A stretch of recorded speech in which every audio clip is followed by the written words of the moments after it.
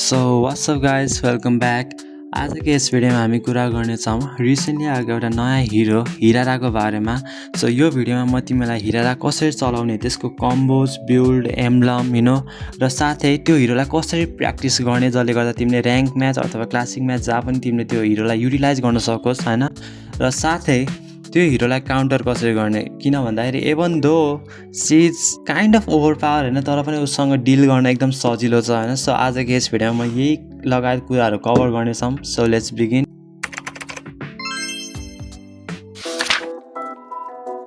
So कम्बोजभन्दा पहिला म तिमीहरूलाई अलिकति स्किलको इन्ट्रोडक्सन दिन्छु। हिराराको फर्स्ट स्किल मेसन ईले दुईवटा ड्यास हान्छ, जसमा पहिलो ड्यास तिमीले फेस गरिरहेको डिरेक्सनतर्फ हुन्छ भने दोस्रो ड्यास तिम्रो जोइस्टिकको डिरेक्सनतर्फ हुन्छ। यो स्किलले ड्यामेज पनि दिन्छ, तर यसको मेन काम भनेको डिस्टेन्स क्लोजिङ गर्ने हो। हिराराको सेकेन्ड स्किल काइराजुले फ्यान सेपमा ड्यामेज दिन्छ र एकछिनमा त्यो ब्लास्ट हुन्छ, डिलिङ डबल द ड्यामेज। यी भनेको सजिलो अल्टिमेट्सहरू हो। अब अलिक गाह्रो अल्टिमेट्समा आउँ, ड्र्याग अल्टिमेटहरूमा। सो पहिलो अल्टिमेट फलिङ म्यापलले 1 सेकेन्डको लागि हामीलाई अनटार्गेटेबल बनाइदिन्छ while dealing 3 times the damage of crimson maple भन्नाले अघिनेको जुन सेकेन्ड स्किल थियो त्यसको हामीले 3 गुणा ड्यामेज हान्छ। तर यो अल्टिमेट हान्ने बेला हामी पनि केही छिनको लागि इमोबाइल हुन्छ भन्नाले हामी पनि मुभ गर्न मिल्दैन र 1 सेकेन्ड पछि हामीले जोइस्टिकको डिरेक्सनमा हामीले ड्यास हान्छौँ। अनि त्यसपछि हिराराको अर्को अल्टिमेट इन्फर्नल टरेटले पहिला सानो ड्यास हान्छ जोइस्टिकतर्फ र त्यसपछि एउटा सर्कल सा क्रिएट गर्छ जसभित्र परेका एनिमीहरू केही छिनको लागि अड्किन्छ, डिलिङ 2.5 टाइम्स क्रिम्सन ड्यामेज भन्नाले अघिनेको सेकेन्ड स्किलको।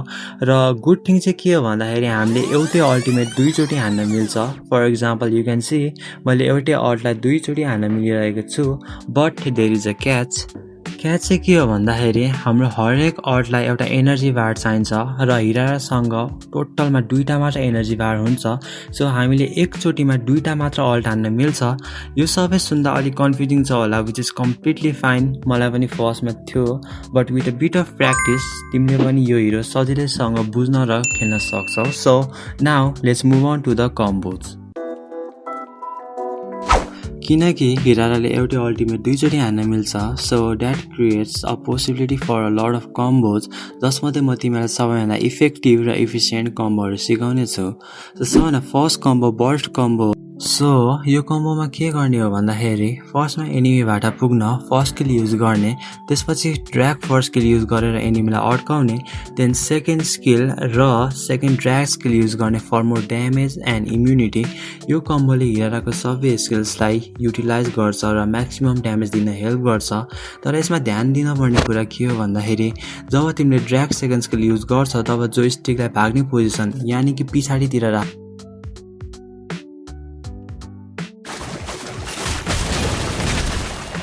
म पर्सनली तिमीलाई रिकमेन्ड गर्छु कि प्र्याक्टिस गर्दाखेरि यो कम्बोबाट सुरु गर, किनकि यो कम्बोले तिमीलाई हिरोको स्किल्स बुझ्नलाई हेल्प गर्छ र एकचोटि स्किल्स बुझेपछि तिमीले अरू बाँकी कम्बो पनि सजिलैसँग सिक्न सक्छ।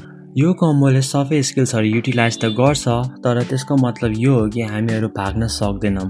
त्यसैले अब म तिमीलाई अर्को कम्बो सिकाउने छु जसले तिमीलाई पोक गर्न र साथै भाग्न पनि हेल्प गर्छ।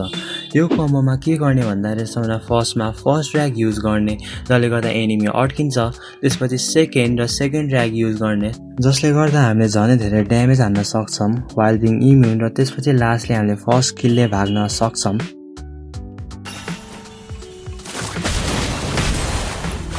यो चाहिँ किन इम्पोर्टेन्ट छ भन्दाखेरि यदि एनिमीमा एउटा यस्तो हिरो छ जसले हामीलाई क्याचअप गर्न सक्छ, ड्यास गर्न सक्छ भने त्यस्तो केसमा हामीले यो कम्बो युज गरेर भाग्न पनि सक्छौँ। So these are the 2 most important combos अहिलेको लागि जुन तिमीले सिक्न सक्छौ। अब यो बाहेकका कम्बोहरू म तिमीलाई सिकाइदिन्छु। सो सबभन्दा फर्स्टमा आउँछ ड्यासिङ कम्बो, जसमा चाहिँ हामीले एकदम टाढा भएको एनिमीलाई चेज गर्न सक्छौँ।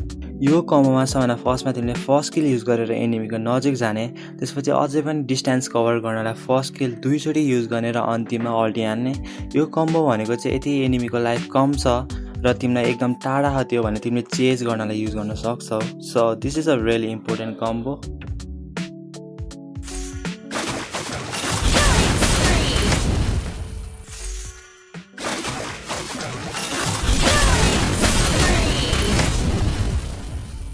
यो कम्बो पनि म्याचतिर धेरै युज हुन्छ एनिमीहरूलाई पिकअप गर्नको लागि।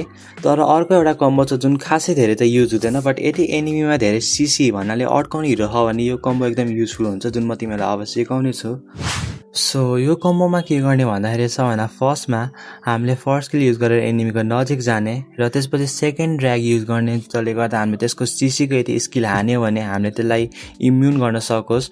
र त्यसपछि हामीले अल्टी हाने त्यो ट्यापवाला मात्र, र त्यसपछि फेरि हामीले त्यही सिसी इम्युनवाला हान्ने।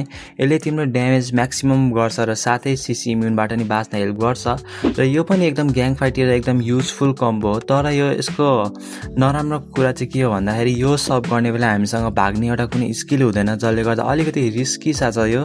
बट स्टिल यो पनि एकदम युजफुल कम्बो हो टु किल सिसी हिरोज, स्पेसली मेजेस।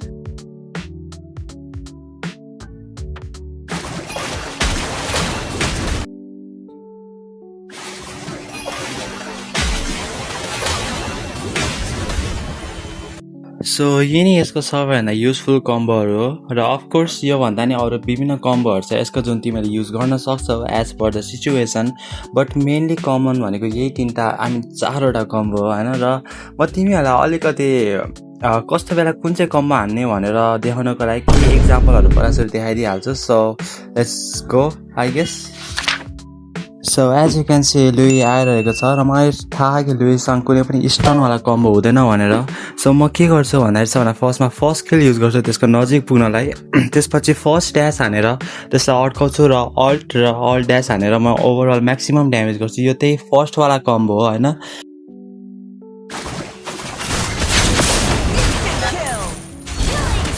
सो त्यसै गरेर म तिमीलाई अर्को इक्जाम्पल दिनेछु। सो यसपालि भेक्साना छ हाम्रो अगाडि र एज यु नो भेक्सानाको सिसी स्किल हुन्छ भनेर।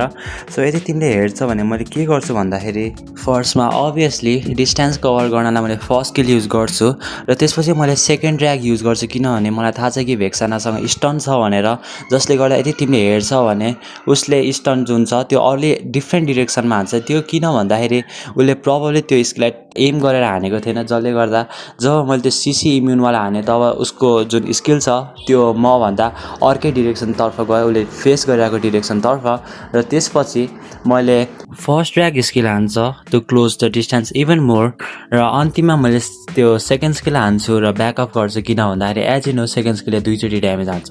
सो यो कम्बिनेसनले के बुझ्छ भन्दाखेरि तिमीले जति यो हिरोलाई सिक्यो त्यति नै तिमीले डिफ्रेन्ट वेमा एनिमीहरूसँग डिल गर्न सक्छौ as per their type and their skills. So experience is the most important thing while using this hero. अब यहाँ धेरै मिस्टेक के हुन्छ भन्दाखेरि कम्बो त सबैले प्र्याक्टिस गर्छ, तर त्यही कम्बो जब रियल म्याचमा युज गर्नुपर्छ तब मान्छेहरू प्यानिक गर्छ र due to lack of experience तिनीहरूले त्यो कम्बो हक दिन्छ। र मैले पनि त्यही गरेको थिएँ फर्स्टमा। सो यो कसरी अभोइड गर्ने भन्दाखेरि चाहिँ तिमीलेहरूलाई एउटा मोड दिएको हुन्छ एआई मोड भनेर अथवा एआई ट्रेनिङ भनेर दिएको हुन्छ। त्यसमा गएर तिमीहरूले त्यो इजी मिडियम र hard as per your choice त्यसमा खेल्यो भने तिमीहरू एकदम इम्प्रुभ हुन्छौ र जुन तिमीहरूले सिकेको कम्बो छ त्यो म्याचमा पनि राम्रोसँग युज गर्न सक्छ। So that's my advice in order to train various hero. जुन हिरो पनि प्र्याक्टिस त्यसरी गर्न सक्छ तिमीहरूले। अब आउँछ बिल्ड्स र एम्ब्लम्सको कुरा। हिराराको लागि बेस्ट बिल्ड भनेको पेन्ट्रेसन बिल्ड जुन तिमीले तल देख्न सक्छौ त्यो नै हो। बट यसमा इम्पोर्टेन्ट नोट के हो भन्दाखेरि जुन तिमीले बुट किन्छौ त्यसमा फ्लेम रेट्रिब्युसन राख, जसले गर्दा एनिमीलाई बर्स्ट गर्न सजिलो होस्।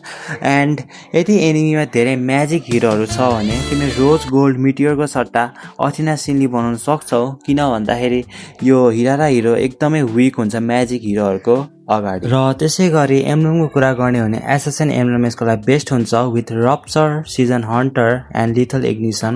म यी कुराहरू धेरै एक्सप्लेन गर्दिनँ किनकि भिडियो अलरेडी लामो भइसक्यो। So let's move on to pros and cons of हिरारा र यो हिरोलाई कसरी काउन्टर गर्ने भनेर पनि हामी सिक्नेछौँ अब। यो हिरोको सबभन्दा ठुलो एडभान्टेज भनेको यो हिरोले लेभल 2 मै आफ्नो सबै स्किल्सलाई अनलक गर्छ, जसले गर्दा तिमीले एनिमीलाई इन्भेड गर्न सक्छौ एज यु क्यान सी। साथसाथै यसको अर्को एडभान्टेज भनेको यो हिरोले टावरभित्र गएर एनिमीलाई मारेर आउन सक्छ, which most assassin can do I know. But यो हिरोले एउटा पनि ड्यामेज नआइकन एनिमीलाई मारेर आउन सक्छ टावरबाट, which is a really great. त्यो बाहेक यो हिरोले चाँडै आफ्नो सबै स्किल्सलाई अनलक गर्ने भएकाले तिमीले चाँडै एनिमीको लेनहरुमा रोटेट गर्न सक्छौ एज यु क्यान सी, जसले गर्दा तिमीले अर्लीमै इम्ब्यालेन्सेसहरु क्रिएट गर्न सक्छौ एन्ड मिड गेमलाई डोमिनेट हान्न सक्छौ।